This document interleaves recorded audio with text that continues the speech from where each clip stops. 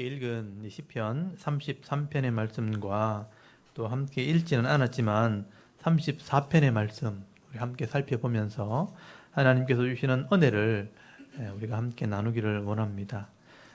이 시편 33편, 이 34편 이렇게 보면 22절까지 다 되어 있죠. 내용이 많아 보이지만 사실은 그렇게 많지 않습니다. 또 어렵지 않습니다. 우리가 한번 깊이 묵상해 보시기를 바랍니다. 먼저 우리 시편 33편을 살펴볼 텐데요. 여러분 시편 33편의 말씀은 온 땅을 다스리시고 섭리하시는, 좀 다른 말로 하면 통치하시는 이 창조주 하나님에 대해서 노래를 하고 있습니다.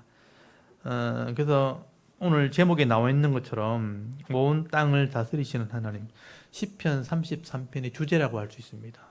그래서 시편 33편에는 시제도 기록되어 있지 않고 아무것도 기록되어 있지 않죠. 그래서 온 땅을 통치하시는 하나님이라고 이렇게 제목을 달아놓으면 좋겠어요. 다스리시는 하나님 또는 통치하시는 하나님. 시편에 이렇게 33편은 시제가 없지만 누가 기록했는지 또 어떤 상황에서 기록했는지 정확하게 알 수는 없어요. 근데 그 내용을 이렇게 보면 32편과 연결이 되어 있습니다. 그래서 32편이 다윗이 기록한 회개의 시기 때문에 아마 시편 33편도 다윗이 기록했을 것이라고 대부분은 생각을 해요. 그리고 실제로 히브리 그 두루마리에 보면, 히브리 원문의 두루마리 보면 22편과 23편은 같이 연결되어 있습니다. 근데 그 내용을 이렇게 살펴보면 온 땅을 창조하시고 또 다스리시는 그 하나님에 대해서 노래하고 찬송을 하게 됩니다. 거기 여러분 1절 2절부터 보시면요, 이 시편 기자가 제일 먼저 얘기하는 게 뭐냐면 성도들이 하나님을 찬송해야 된다는 거예요. 그래서 1절 한번 보십시오. 너희 의인들아, 그렇게 말하죠. 너희 의인들아 여호와를 즐거워하라. 찬송은 정직한 자에 마땅히 할 바로다. 수금으로 여호와께 감사하고 열줄 비파로 찬송할지어다. 새 노래로 그를 노래하며 즐거운 소리로 아름답게 연주할지어다. 그렇게 말씀을 하죠. 여기 의인들아, 그리고 여기 정직한 자들아 이렇게 표현되어 있죠. 이 성도들을 말하는 겁니다. 근데 이게 시편 32편 11절, 여기 시편 32편 제일 마지막 절 한번 보십시오. 그 위에 너희 의인들아 여호와를 기뻐하며 즐거워할지어다. 마음이 정직한 너희들아 다 즐거이 외칠지어다 하고 연결되어 있죠. 그래서 의인들과 이 정직한 자들은 시편 32편과 연결되어진 시라고 볼 수 있습니다. 그래서 시편 32편은 지난주 기억해 보시면 회개에 대한 시죠. 하나님 앞에 이 하나님을 믿고 말씀대로 회개한 사람들을 의인들이라고 말하는 거예요. 그리고 그 말씀을 따라 순종하는 자들이니까 정직한 자들이라고 표현하는 겁니다. 그래서 자기 죄를 회개하고 하나님 말씀대로 순종하는 이런 성도들이라면 우리를 구원하신 그 하나님을 찬송하는 것이 마땅하다는 거예요.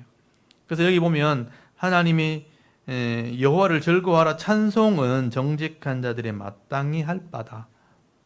이렇게 번역이 되어 있지만 이 마땅히 할 바라는 이 표현이 뭐냐면 가장 어울리는 것이다, 이런 의미예요. 가장 합당한 것이다. 찬송을 하는 것이, 성도들이 찬송하는 것이 가장 아름다운 모습이다, 당연한 것이다, 이렇게 이해를 하고 번역을 한 겁니다.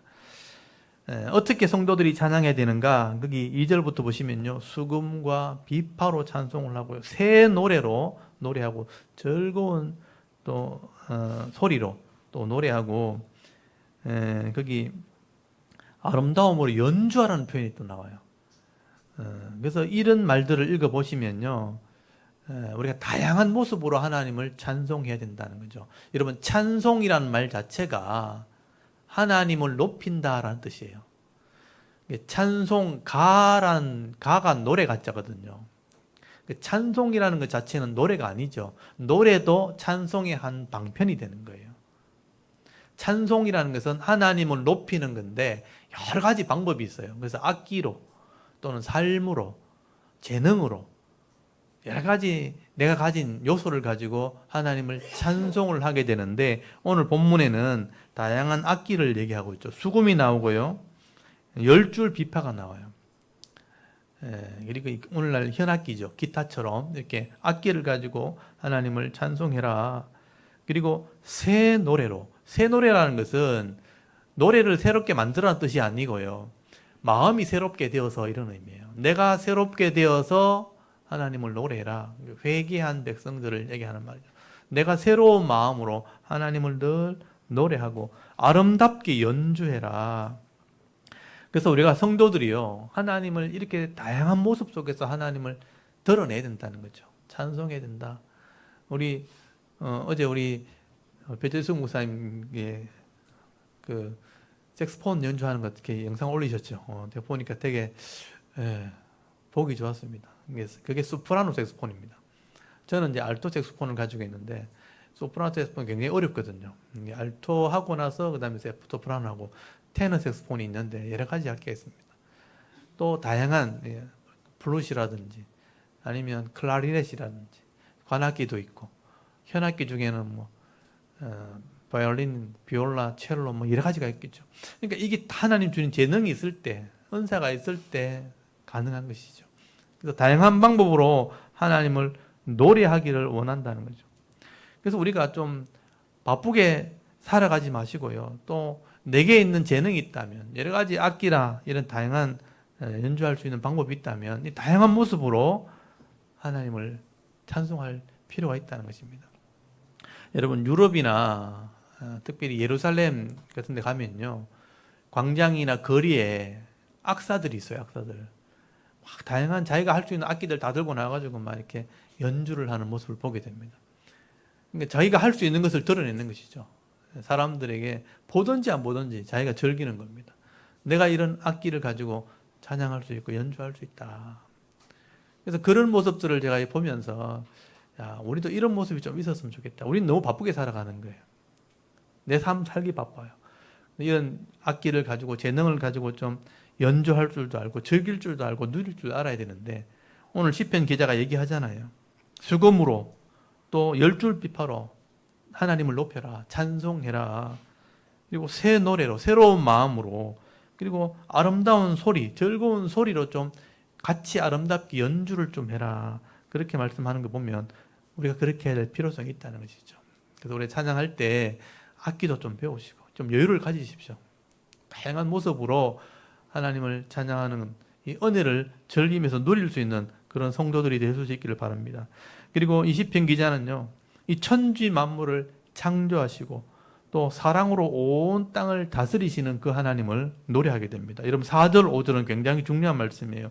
여호와의 말씀이라고 되어 있죠. 여호와의 말씀은 정직하며 그가 행하는 일은 다 진실하도다. 그는 공의와 정의를 사랑하시며 세상에는 여호와의 인자하심이 충만하도다. 여러분 시로 기록되어 있지만 이 내용은 굉장히 중요한 내용입니다. 하나님의 말씀이 정직하다, 바르기 때문에 변하지 않는다. 진실하다는 말이 뭐냐면요, 변하지 않는다는 뜻이에요. 에무나 많이 들어보셨죠? 아멘. 제가 늘 말씀드렸죠. 변하지 않는 거다. 이 말씀은 정말 바르기 때문에 시대를 넘어서서 변하지 않아요. 그래서 이루어지는 거예요. 어느 시대든지 반드시 이루어진다. 항상 맞다라는 거예요.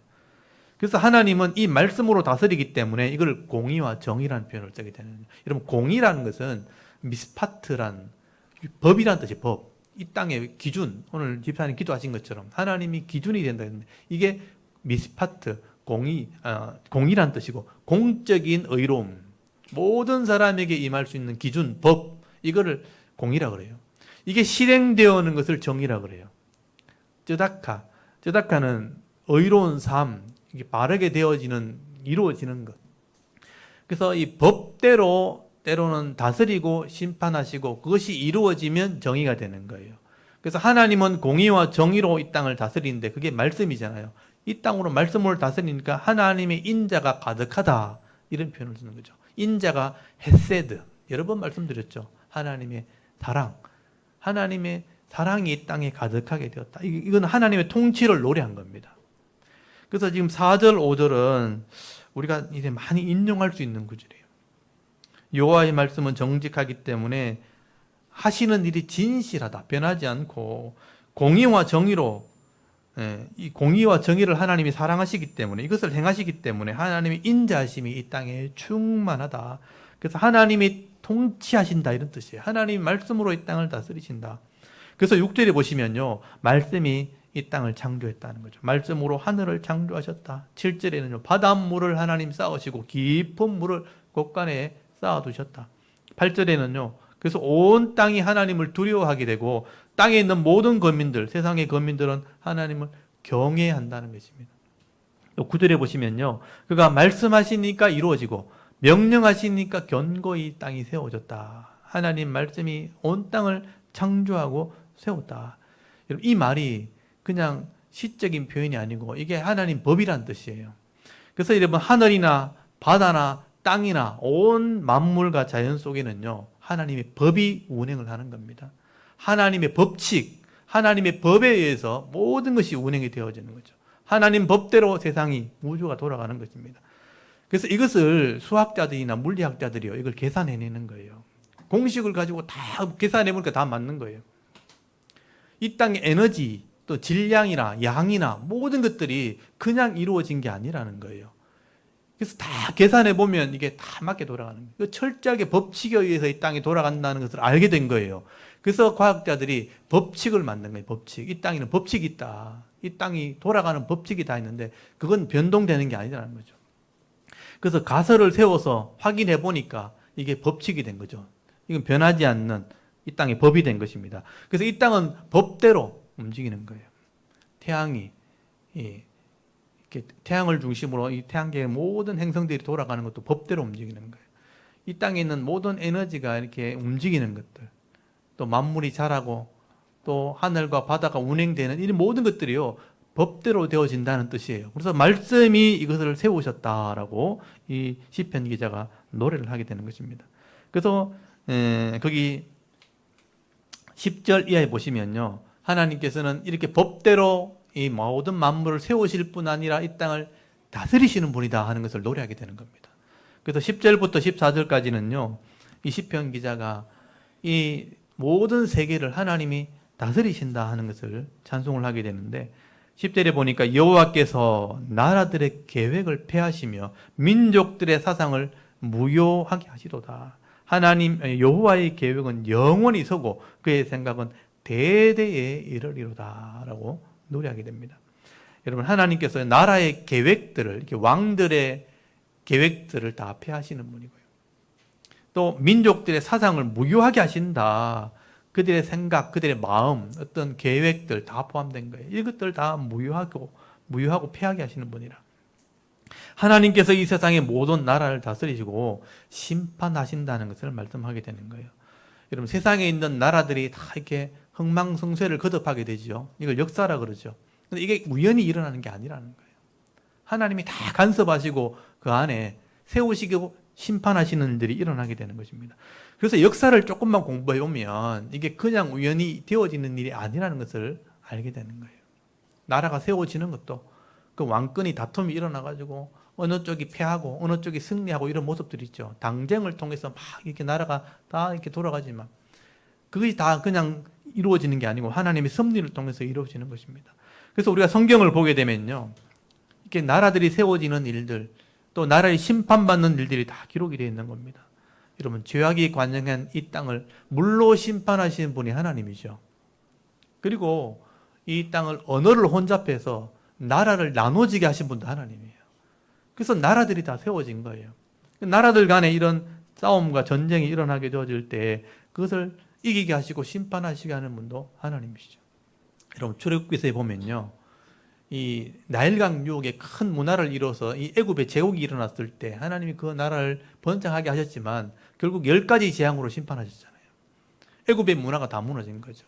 그리고 유프라테스 강유역에 티그리스 강과 유프라테스 강유역에서 또 메소포타미아 문화가 일어나게 되어질 때 거기 아수르가 바벨론이 세워지게 되는 겁니다. 이런 아수르와 바벨론 하나님 다스렸지만 이 나라를 망하게 하신 분도 하나님이에요. 아수르가 망할 때 이 나보폴라살이라는 바벨론의 장군이 일어나서 심판합니다. 나라를 망하게 하죠. 그 바벨론은 나중에 페르시아 고레스에서 망하게 됩니다. 이 페르시아가 제국을 이뤘지만 헬라에 있는 알렉산더 대왕에서 망하게 되고요. 이 알렉산더 대왕은 나중에 이 로마에 의해서 지배를 당하게 되는 것이죠. 이런 나라가 세워지고 무너지고 망하게 되는 역사가 성경에 다 기록이 되어 있는 거예요. 그래서 다니엘서에 보면요, 이 땅을 다스리시는 분이 하나님이라고 기록이 되어 있어요. 그래서 이 다니엘이요, 이 바벨론의 왕 느부갓네살 왕이 되었을 때 꿈을 꾸게 하가, 그 꿈을 해석하는 사람이 다니엘이죠. 그래서 다니엘의 꿈을 제가 그림으로 보여드릴게요. 한번 보십시오. 앞에 내용을 좀 지나가면 나올 겁니다. 예. 이게 아까 제가 율법, 공의와 정의를 얘기할 때 공의와 율법의 원어입니다. 이게 미시파트라는 게 법이라는 뜻이고, 이거는 쯔다카거든요. 쯔다카는 실제로 행해지는 것, 그게 의다 이렇게 표현을 써요. 그래서 이걸 정의라 그러고 이걸 공의라 그래요. 이거 개념은 알고 계셔야 돼요. 기준, 법은 공의라 그러고 이걸 행해지면 이게 의라, 정의라는 표현을 쓰게 되는 거예요. 하나님은 공의를 세우시고 정의를 이루시는 분이에요. 그래서 나라가 이대로 다스려지는 것이 하나님의 뜻인 것이죠. 요건 헤세드, 하나님의 사랑이 가득하다.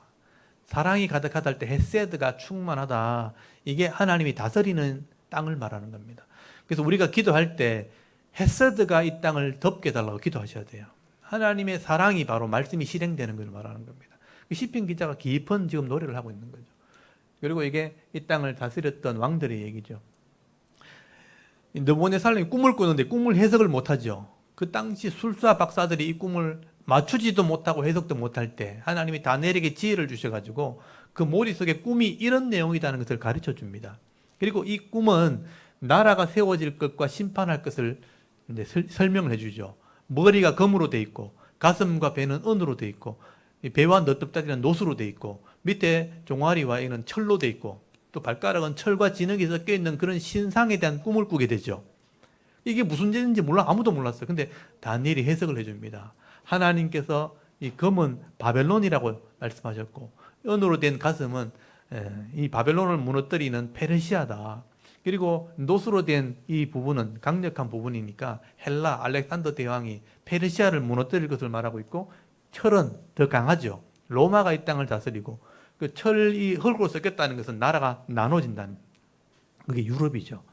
근데 뜨인 돌, 공중에 뜨인 돌이 날아와서 이 신상을 깨뜨리게 될 때 산을 이루게 되는 다른 나라가 세워지는 것을 보여주죠. 그래서 하나님이 이 나라를 다스리시고 세우시는데 그 속에 변하지 않는 한 나라가 세워진다는 거예요. 그게 하나님 나라다 하고 해석을 해준 거예요. 그래서 다니엘서의 주제가 뭐냐면요, 지극히 높으신 하나님이 인간 나라를 다스린다는 거예요.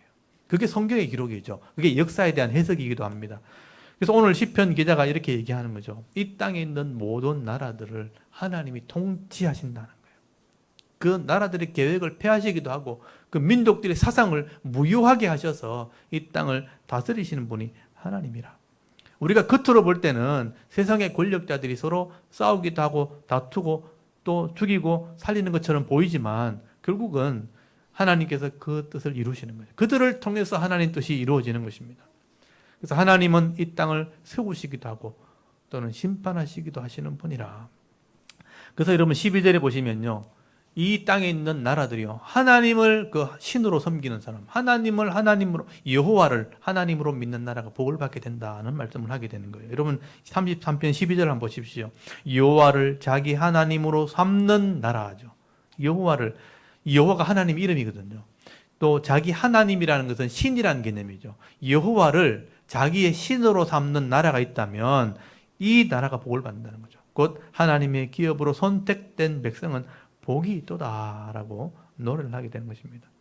그래서 여러분 이 세상에 있는 나라를 보면요, 결국은 하나님을 믿는 나라, 예수님을 받아들이고 복음을 받아들이는 그 나라가 결국은 부강한 나라가 되어지는 것을 보게 됩니다.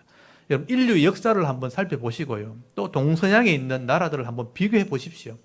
이 나라들을 비교해 보면 결국은 하나님 믿고 이 말씀을 순종하는 나라들이 복을 받았고요, 또 강대국이 지금도 되어 있는 것을 우리가 확인하게 되는 것입니다.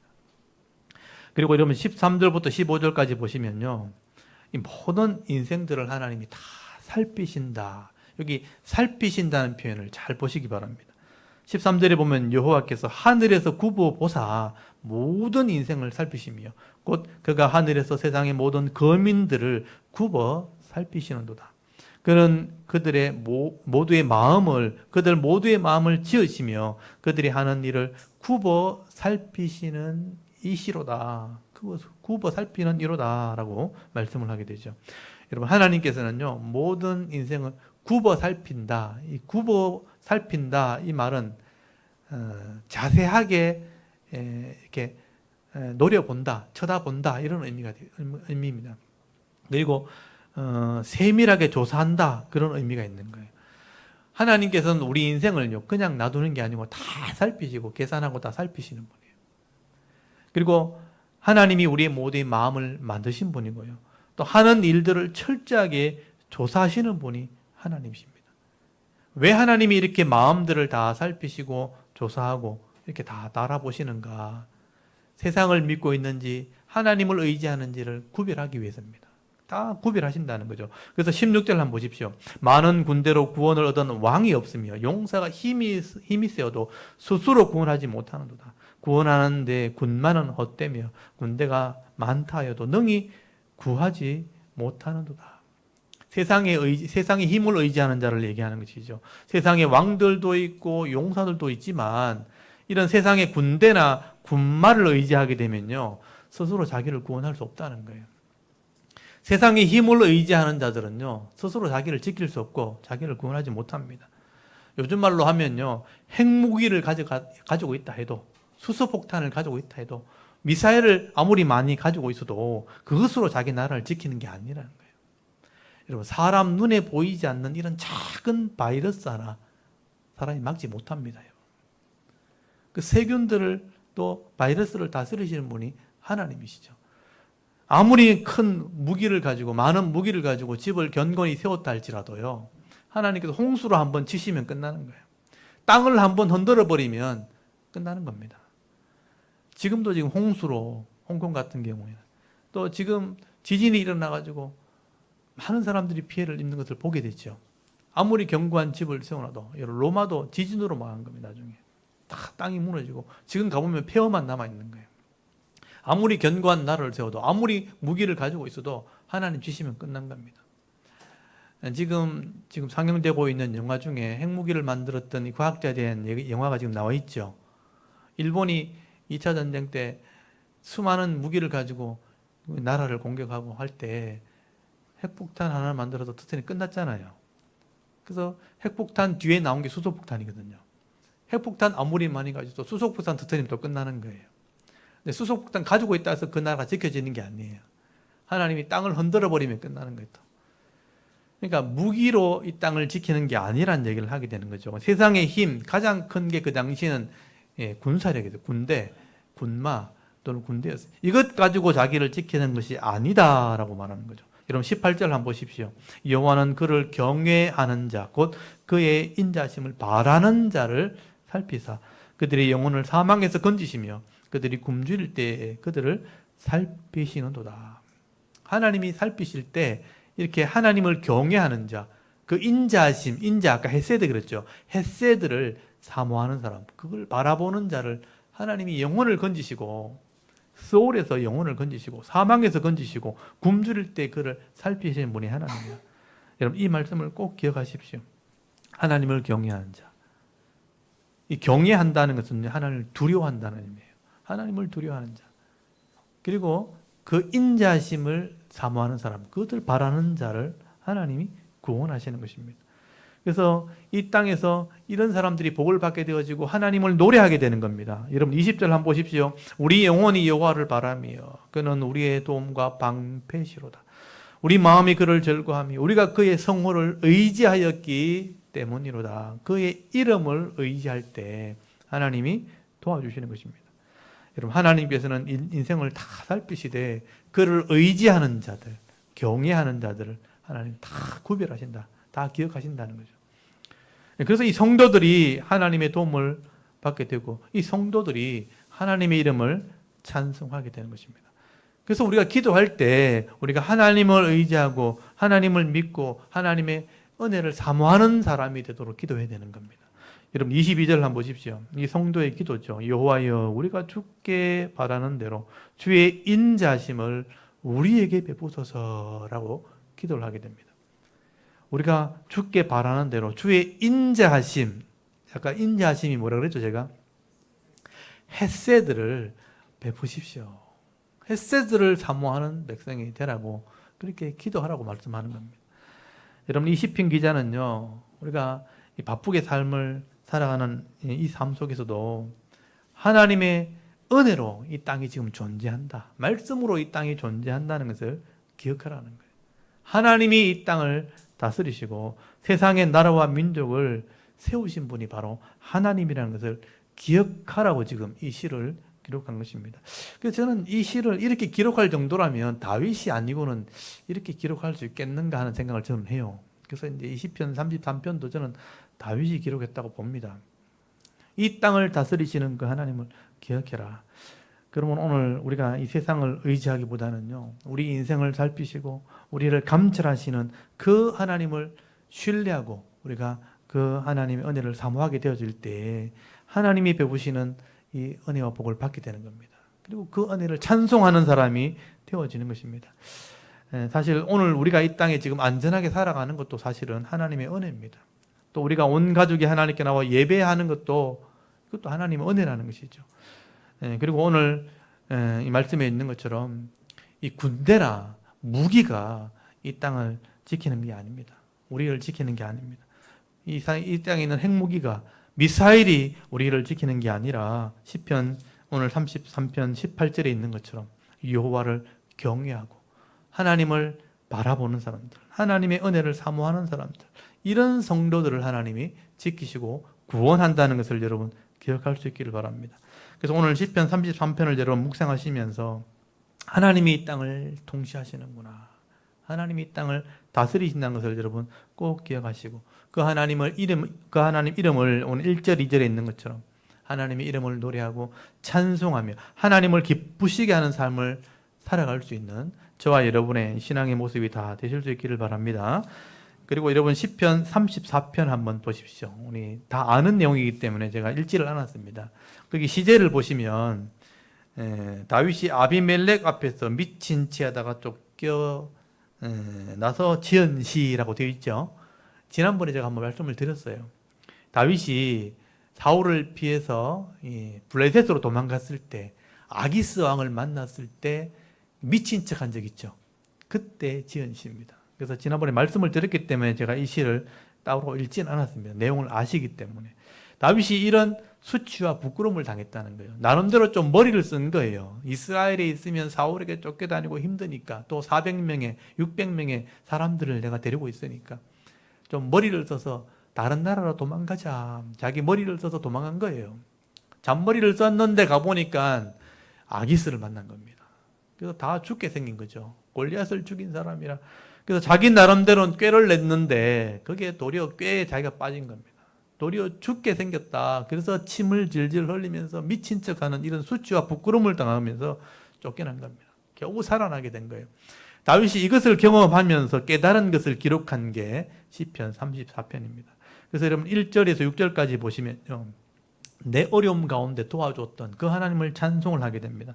여러분 시편 34편 1절 한번 보십시오. 내가 여호와를 항상 송축하며 내 입술을 항상 주를 찬송하리다. 내 영혼이 여호와를 자랑하리니 곤고한 자들이 이를 듣고 기뻐하리로다. 나와 함께 여호와를 광대하시다 하며 함께 그의 이름을 높이세. 이렇게 찬송을 하게 됐죠. 다윗이 하나님을 찬송할 수밖에 없는 게 뭐냐면요, 어려움 가운데 자기를 도와준 하나님이라는 거예요. 여러분 4절 한번 보십시오. 내가 여호와께 간구하매 내게 응답하시고 내 모든 두려움에서 나를 건지셨도다. 건지셨다 그러죠. 6절에 보십시오. 이 곤고한 자가 부르짖음에 여호와께서 들으시고 그 모든 환난에서 구원하셨도다. 구원했다 그러죠. 여러분 다윗이 적의 왕에게 끌려가서 그 어려움을 당하고 수치와 부끄러움을 당하는 그 급박한 상황 가운데 내가 하나님께 기도하고 부르짖었더니 하나님이 나를 건지셨다. 나를 구원하셨다. 그 하나님을 노래하게 되었다. 그래서 내 모든 두려움에서 나를 건지시고 모든 환난에서 구원하셨다. 그리고 여러분 7절 한번 보십시오.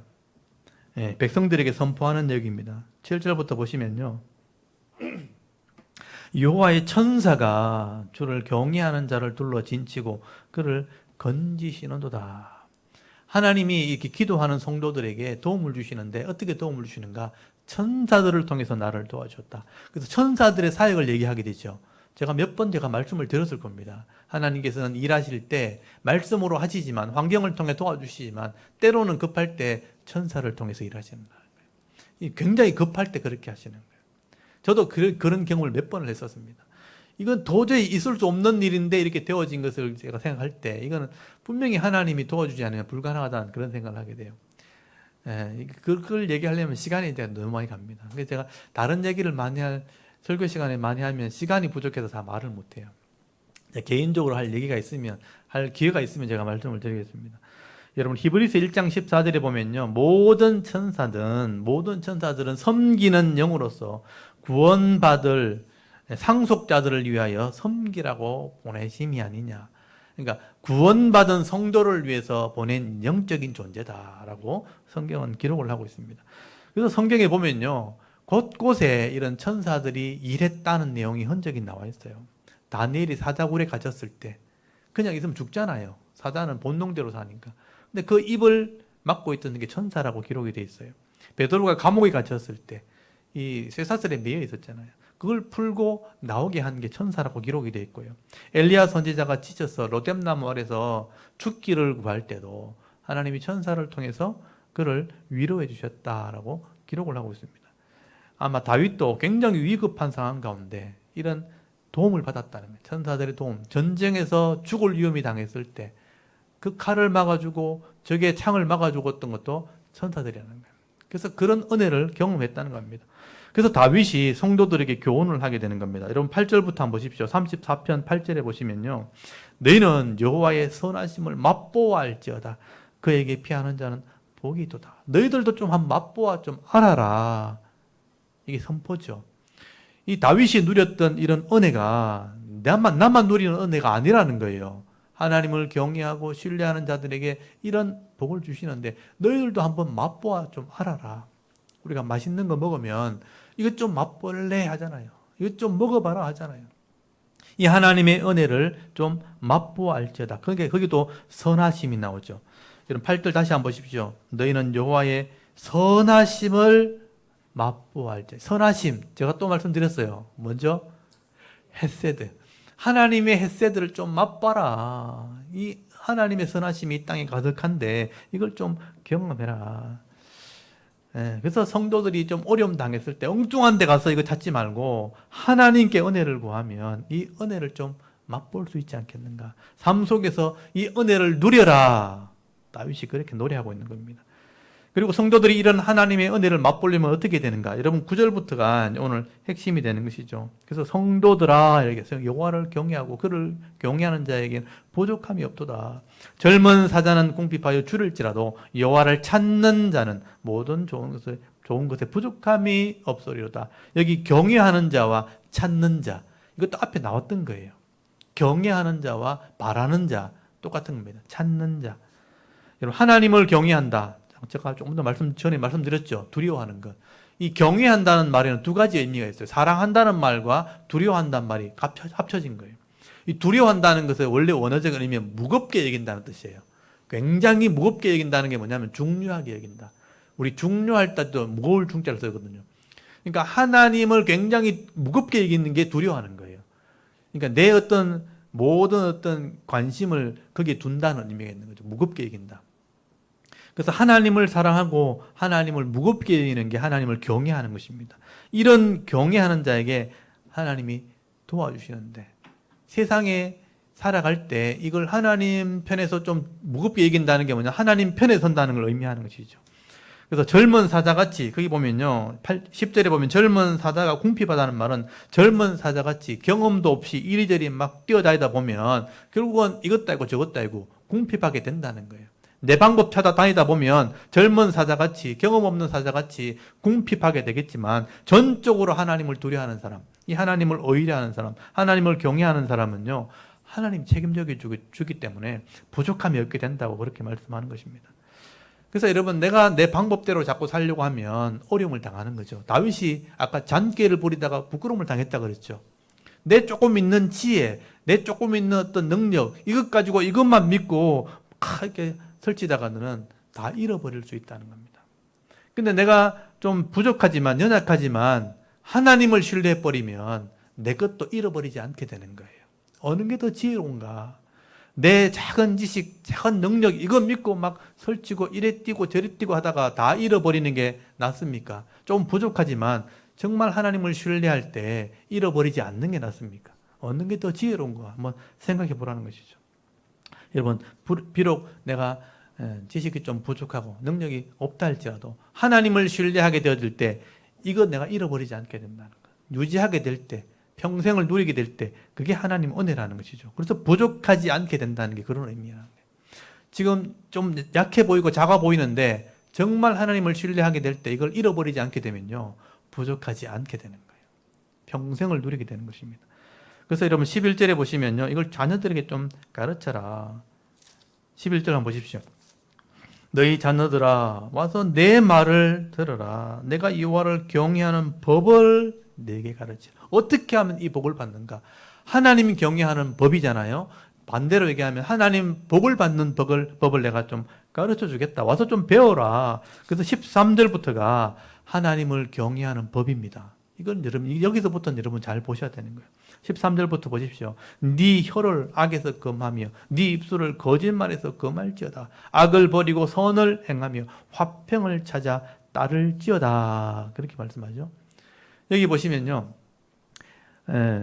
이게 혀나 입술을 금하고 악을 버리고 선을 행하며 화평을 따라간다고 이렇게 설명을 되어 있지만 사실은 이 말씀은 레위기 율법을 얘기하는 거예요. 시편 18편에 보면요, 다윗이 하나님 말씀을 버리지 않고 이 말씀대로 따라 행했다고 되어 있거든요. 그러니까 이 율법, 여러분 시편 18편 잠깐만 보십시오. 시편 18편을 한번 잠깐만 펴보시기 바랍니다. 시편 18편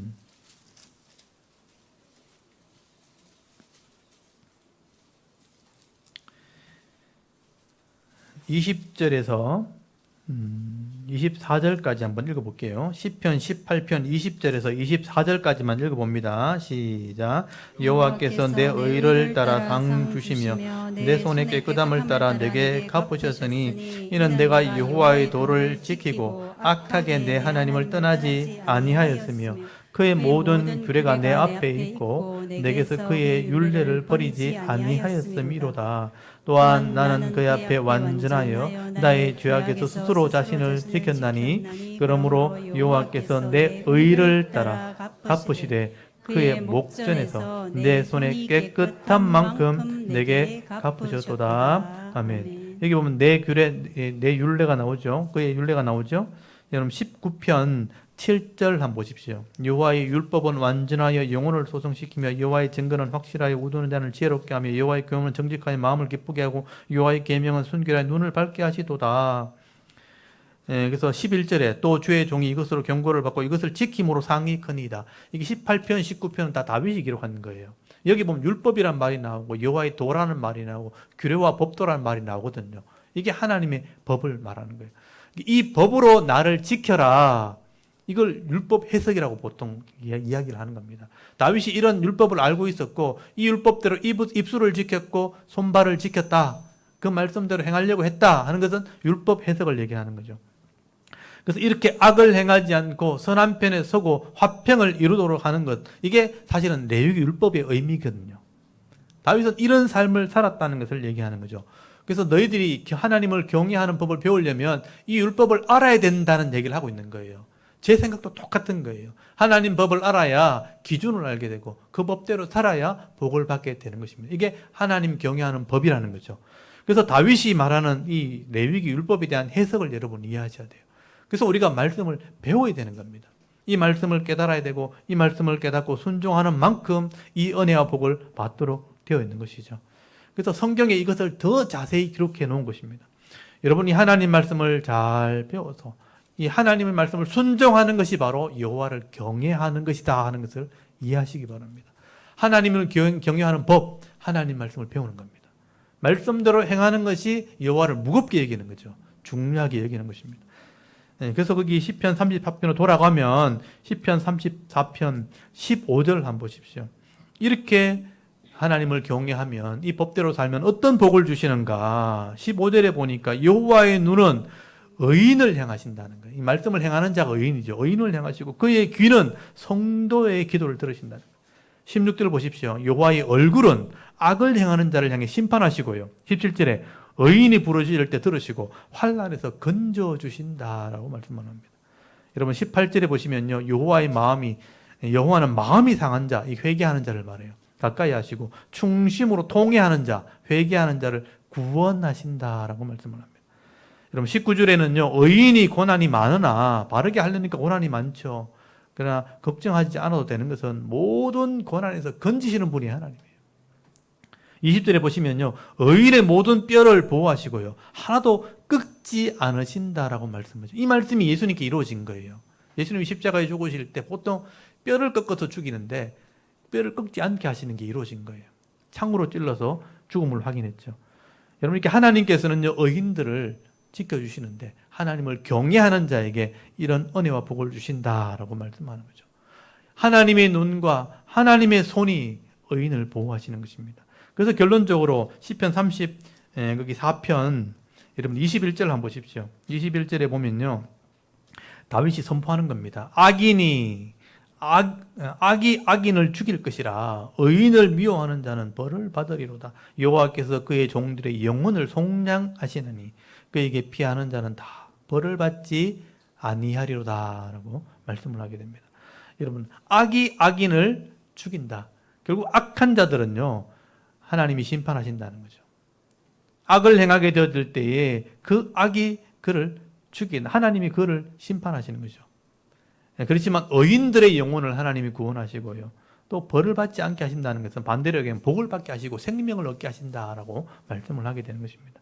여러분 다윗이 이렇게 환경에 쫓겨가지고 조급한 마음에 자기 나름대로 잔꾀를 부리고 인간적인 방법을 선택할 때는 결국은 수치와 부끄러움을 당한 거예요. 이걸 큰 교훈으로 삼고 내가 하나님을 의지해야 되겠구나.